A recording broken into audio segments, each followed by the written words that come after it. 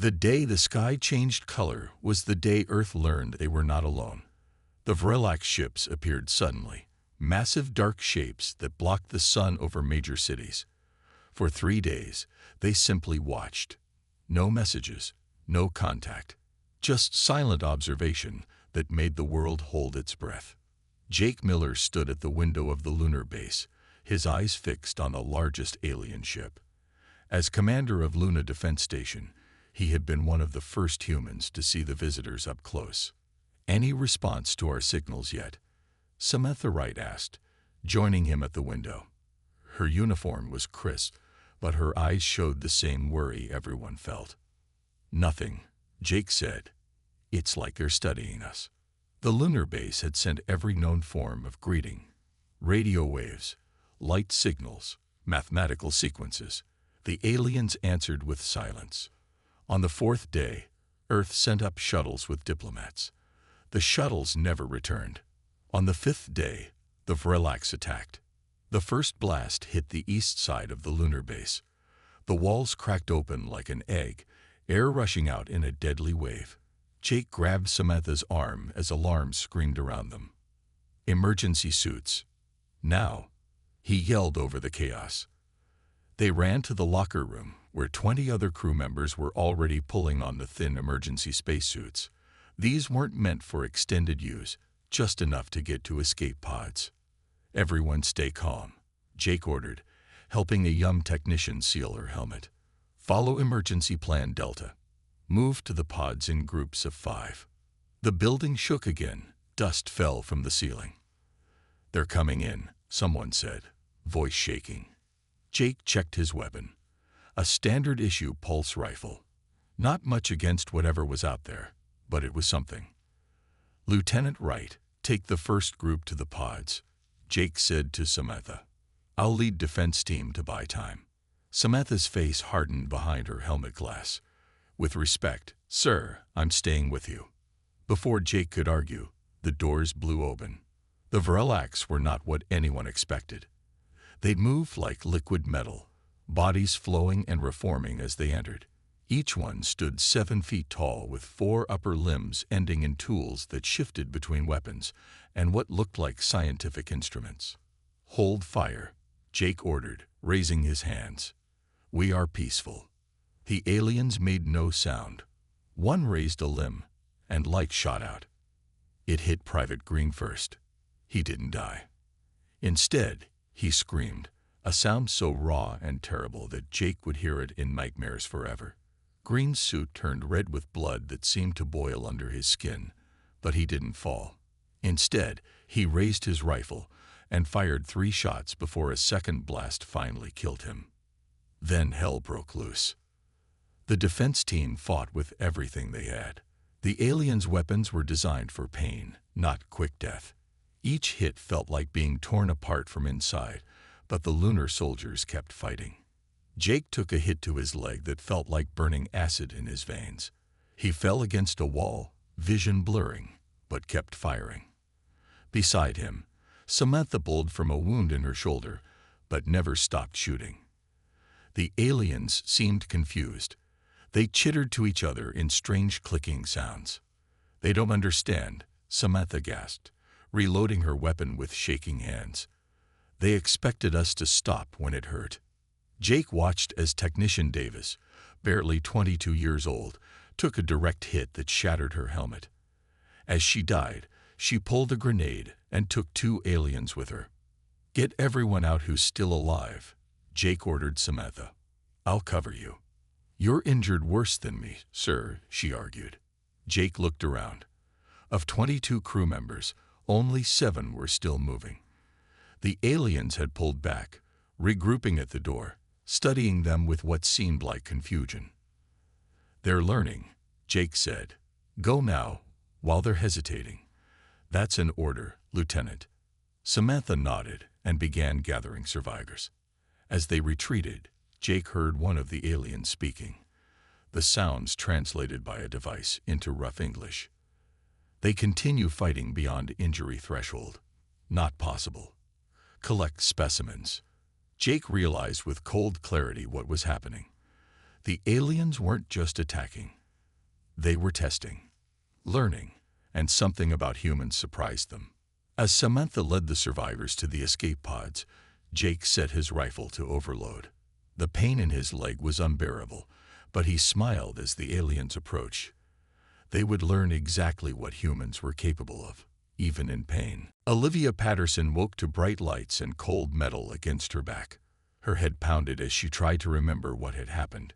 She had been at the research station when the alarm sounded. Then the walls had broken open, and strange shapes had poured in. Now she was here, wherever here was. She tried to move her arms, but found them held down by clear bands that seemed to shimmer slightly. The same bands wrapped around her legs and waist. She was on some kind of table in a room with walls that glowed with a faint blue light. "Hello," she called, her voice sounding strange in the quiet room. No answer came. Olivia was a scientist, not a soldier. She had been studying lunar bacteria when the attack happened. She had no combat training, but she did have a lifetime of observing and analyzing. So that's what she would do now. The room was large, with smooth walls that had no visible doors. The ceiling held devices that looked like medical equipment, but nothing she recognized. The air smelled clean but strange, with a hint of something like cinnamon. A section of the wall suddenly vanished, and 3 Vrillacs entered. Olivia had only seen them briefly during the attack, but their tall, flowing forms were impossible to forget. They moved around her table, making clicking sounds to each other. One held up a device that projected images in the air, human bodies, with the nervous system highlighted. Another brought forward a small silver tool. "What do you want?" Olivia asked, trying to keep her voice steady.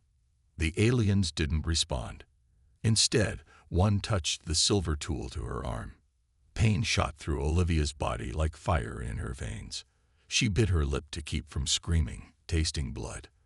The pain lasted 10 seconds, then stopped. The aliens watched her closely, their strange eyes blinking in patterns. One made notes on a screen. Another adjusted the silver tool and touched it to her again. This time, the pain was worse. Olivia couldn't stop the scream that tore from her throat. Tears ran down her face, but she glared at the aliens when it stopped. "Is that all you've got?" she gasped, more from anger than bravery. The aliens chittered to each other, seeming confused. One pulled up a new set of images, this time showing Vrillacs bodies. Olivia noticed something odd. Their nervous systems were much simpler than human ones, with fewer connections to the brain. Understanding dawned on her. These creatures didn't experience pain the way humans did. For them, pain was simply a signal to stop, not the complex, overwhelming experience humans felt. Over the next hours, the tests continued. Each time, the pain was different.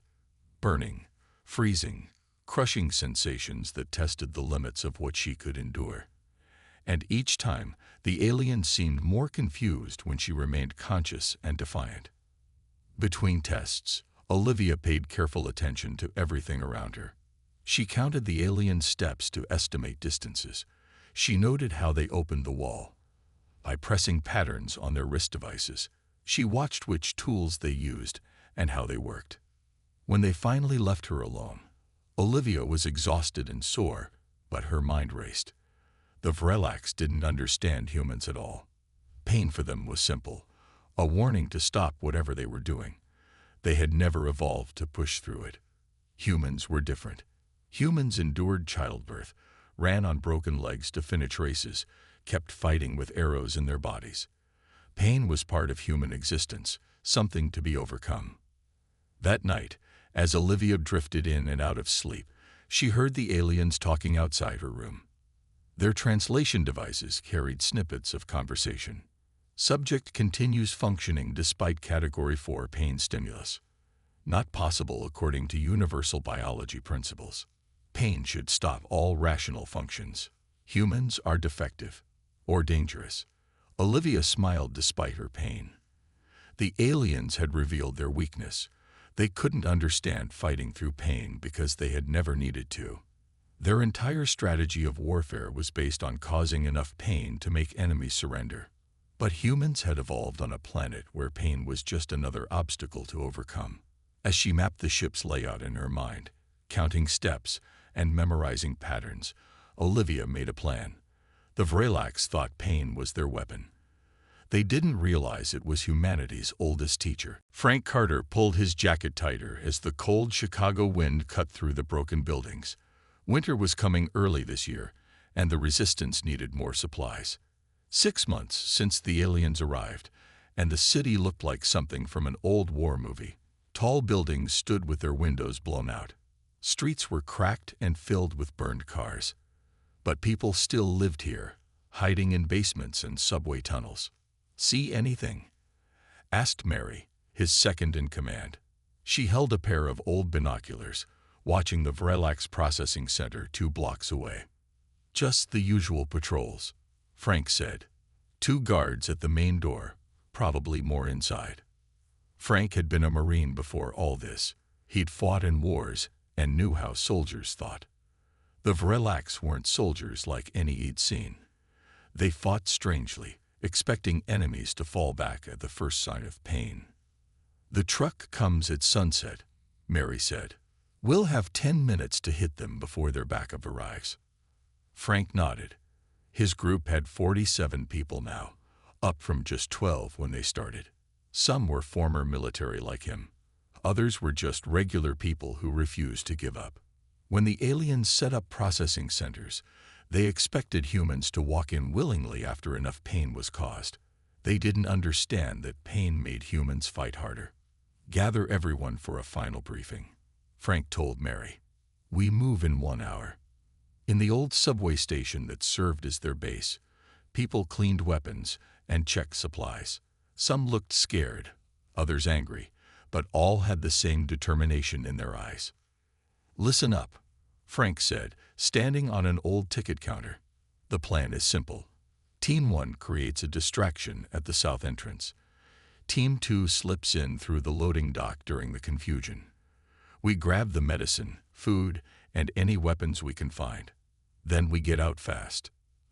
A young man raised his hand. "What about the pain weapons?" Frank held up a crude-looking vest made of layered materials. "New protection. Won't stop it all, but might give you a few extra seconds. Remember, the Vrelax expect you to drop when hit. They don't expect you to keep coming."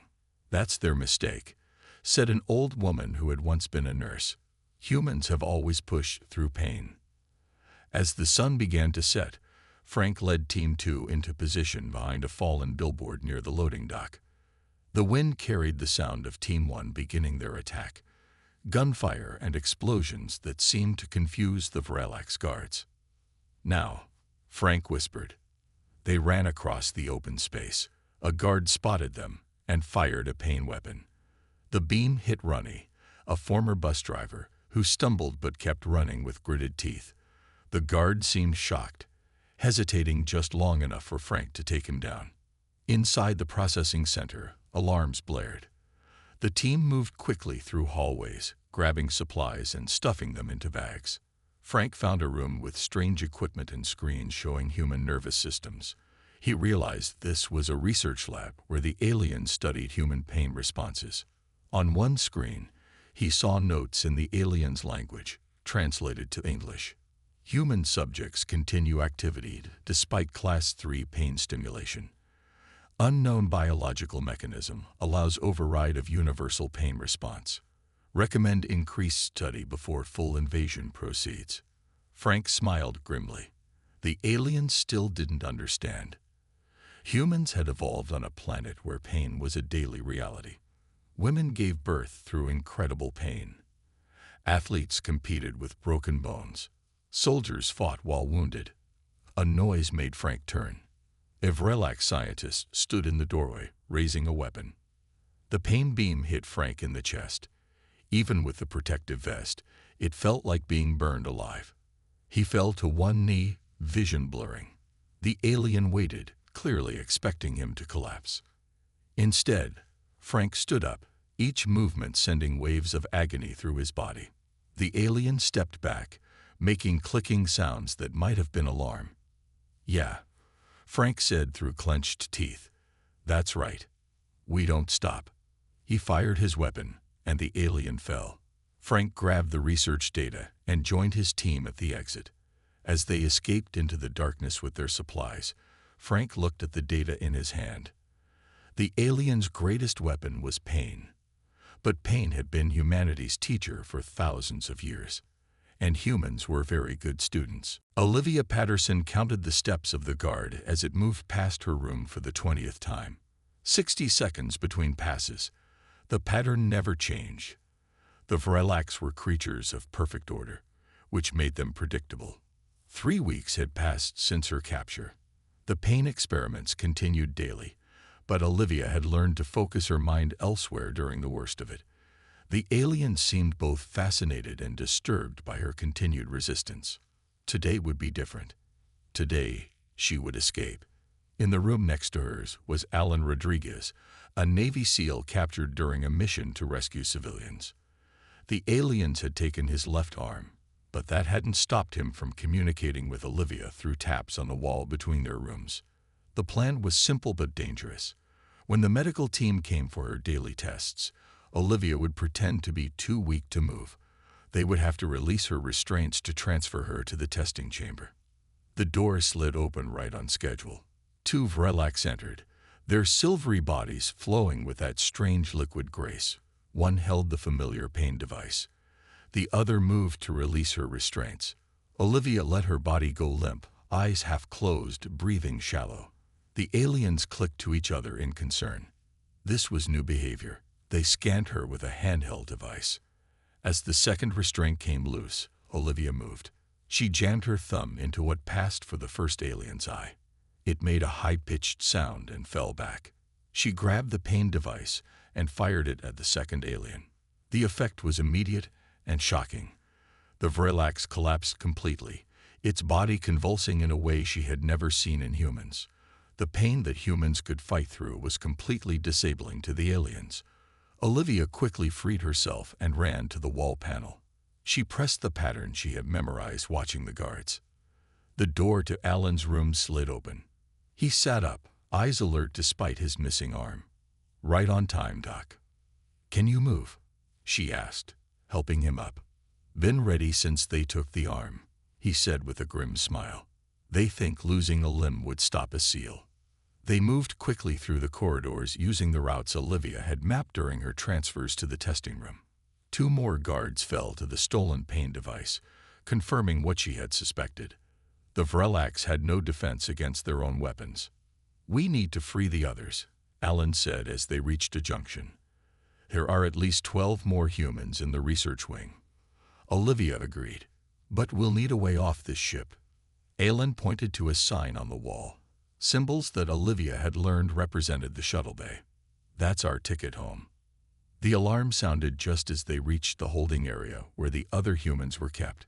Using the stolen access codes, they opened the cells one by one. Some prisoners could barely walk. Others, like Olivia and Alan, had been saving their strength for just this moment. A scientist named Ben figured out how to access the ship's communication system. He sent a message to Earth using the Vrelax's own transmitters. "Humans aboard mothership. Pain weapons effective against Vrelax. They cannot endure what we survive daily." The group of 15 escaped humans made it to the shuttle bay, just as a response team of Vrelax guards arrived. Alan took the pain device from Olivia. "Get everyone on board. I'll hold them off." "With one arm?" she asked. He smiled. "You still don't get it, do you? The pain doesn't stop us. It never has." Alan charged the guards, firing the pain device. 3 fell immediately. A 4th shot him in the leg with a conventional weapon.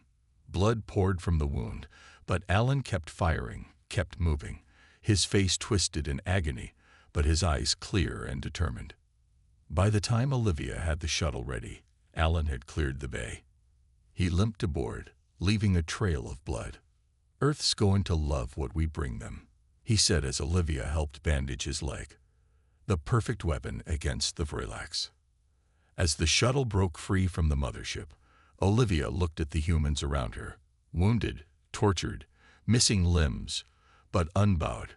The aliens had sought to understand human pain response. Instead, they had revealed their own fatal weakness. The shuttle sped toward Earth, carrying both the survivors and the key to humanity's fight back. Frank Carter stood on the hill overlooking the Vrelax Command Center built into the side of the Appalachian Mountains.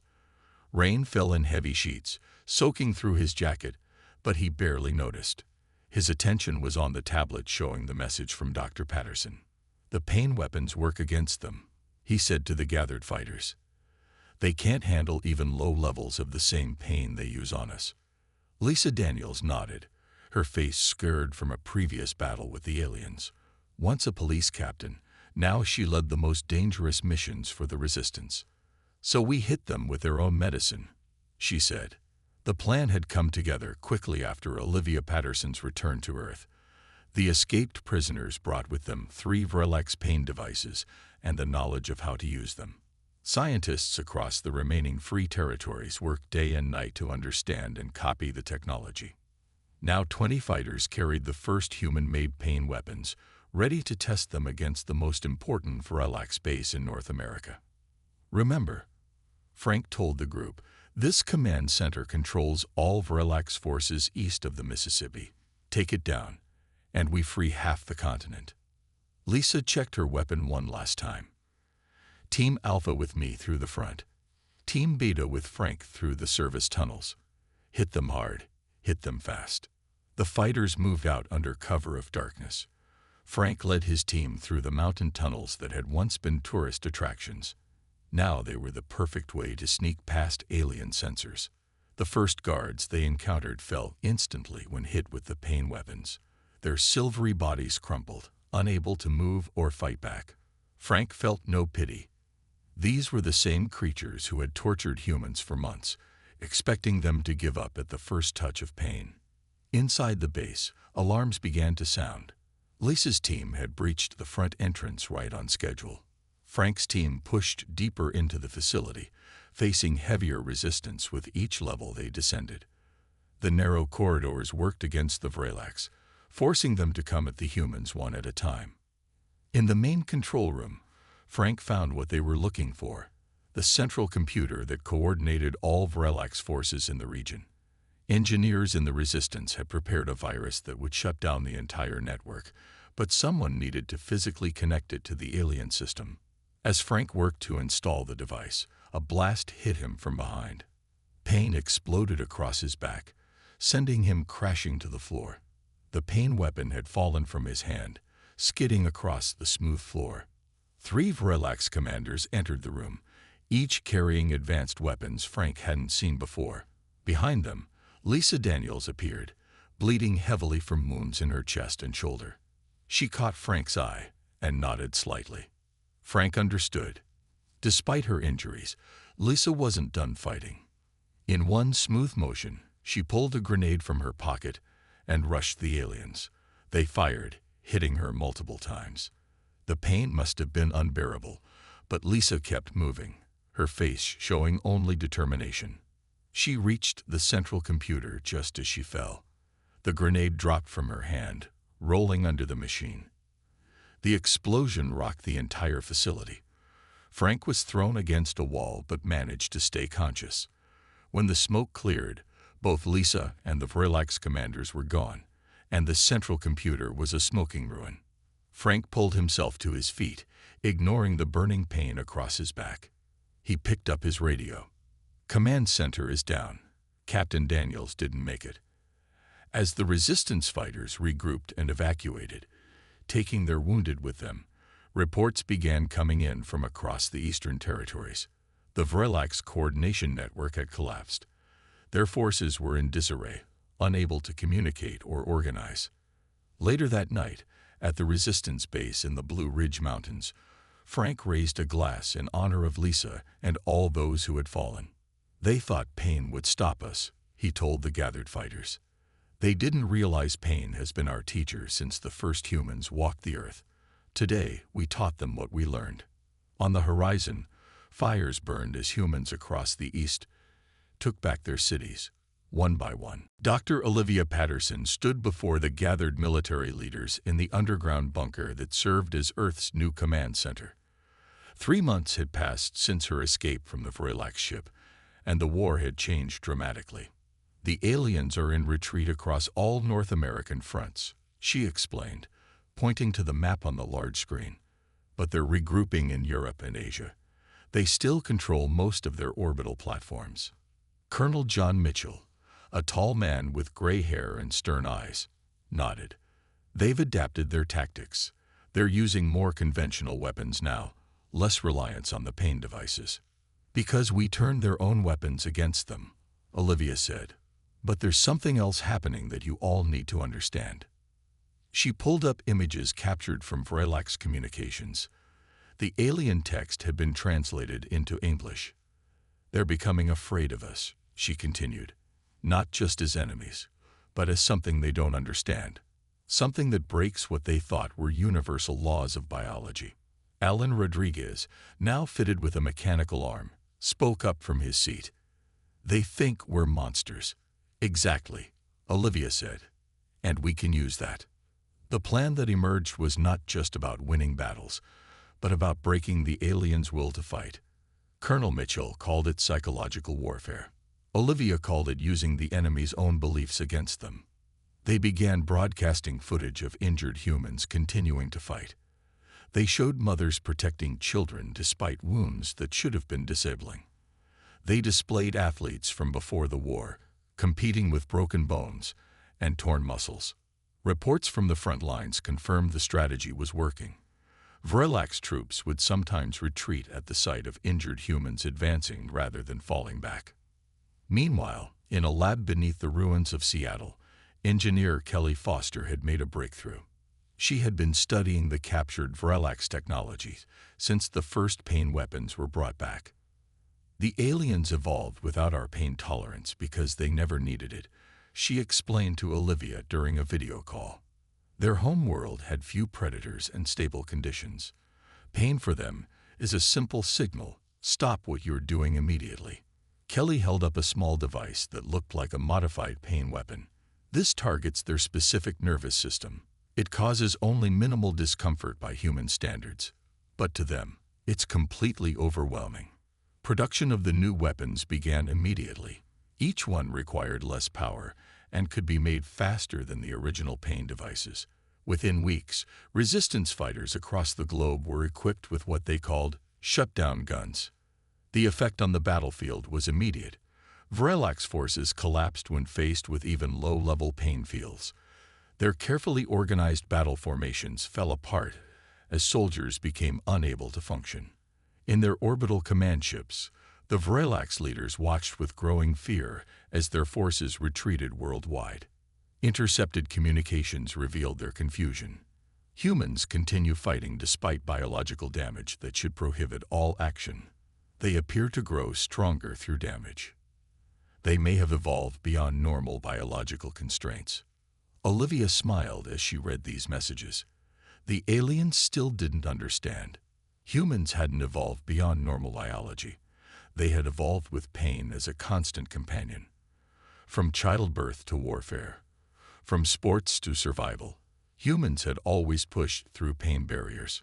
Colonel Mitchell called an emergency meeting when the largest Vrillax mothership began moving into position over North America. They're preparing for a final assault, he said grimly. They'll try to overwhelm us with numbers before they lose any more ground. Olivia studied the ship's position. No, they're centralizing command. Their regional networks are compromised, so they're bringing everything under direct control from the mothership.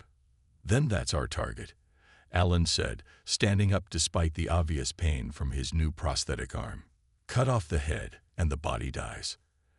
As plans formed for humanity's most ambitious attack yet, Olivia watched the determination on every face in the room. Pain had not broken humanity. It had prepared them for this moment. The massive Vrillax mothership hung in the sky like a dark moon. At 20 miles across, it was the largest alien vessel in Earth's orbit and the command center for all Vrillax operations. Jake Miller, now commander of the rebuilt Earth Defense Force, stared at it through the view screen of his shuttle. "All units in position," reported the communications officer. "Operation Endurance is go." 6 months of brutal fighting had led to this moment. Humanity had pushed back the alien forces on the ground, but as long as the mothership remained, Earth was not truly free. "Begin Phase 1, Jake ordered. Across the globe, coordinated attacks launched against all remaining Verlax ground bases. These weren't meant to capture territory, but to force the aliens to commit their reserves. Meanwhile, the real assault would target the mothership itself. Jake led a fleet of 50 ships, a mix of captured Verlax vessels and human craft fitted with alien technology. But the key to their plan wasn't the ships. It was the small team that would board the mothership. "Approaching target zone," Samantha Wright announced from the pilot's seat. Her face still bore the scars from the lunar base attack, but her eyes showed the same determination. The infiltration team gathered near the airlock. Alan Rodriguez with his mechanical arm, Olivia Patterson carrying a bag of specialized equipment, and 4 other soldiers chosen for their ability to endure extreme conditions. "Remember," Jake told them, "the virus needs to be uploaded directly to their main computer. Nothing else matters." Olivia nodded. She had helped design the virus that would render all Verlax pain weapons harmless by altering their frequency. Without those weapons, the aliens would be forced to fight a conventional war, one they were not equipped for. "We'll get it done," Alan promised. Their shuttle docked at a maintenance port, while the main fleet engaged the mothership's defenses as a distraction. Once inside, the team moved quickly through service corridors mapped from data gathered by the first escaped prisoners. They encountered Verlax guards almost immediately. The aliens fired, hitting one of the soldiers in the chest. He fell but raised his weapon and fired back, taking down 2 aliens before finally going still. The Verlax seemed unable to process what they had witnessed, a fatally wounded human continuing to fight. "They still don't understand," Olivia whispered as they moved past. The central computer core was located at the heart of the ship, protected by multiple security layers. As they approached, more guards appeared. Despite their pain weapons and superior numbers, the aliens fell back when the humans pushed forward through their attacks. Alan was hit multiple times, each blast sending waves of agony through his body. His mechanical arm sparked and failed, but he kept moving. "Almost there," he gasped to Olivia. "Get the virus ready." The final door to the computer core slid open to reveal the Verlax Supreme Commander, larger than the others, with 6 limbs instead of 4. It regarded the humans with what might have been confusion. "Why do you continue?" it asked through a translation device. "Pain should stop all rational beings." Olivia stepped forward, the data drive containing the virus in her hand. "Pain is part of being human. It teaches us, strengthens us." The alien fired directly at her. Olivia screamed but didn't fall.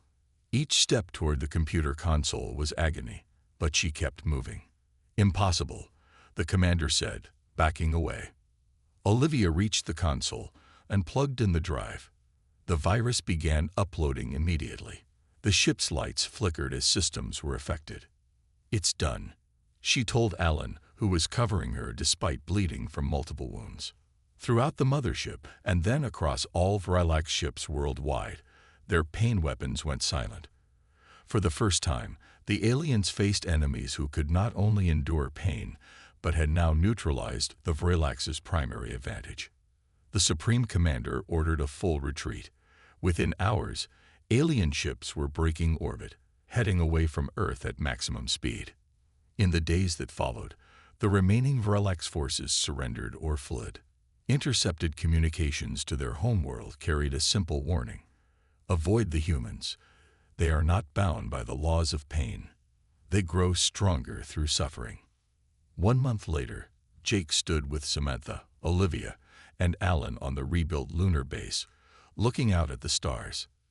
"They'll be back someday," Samantha said, "with new weapons." Jake nodded.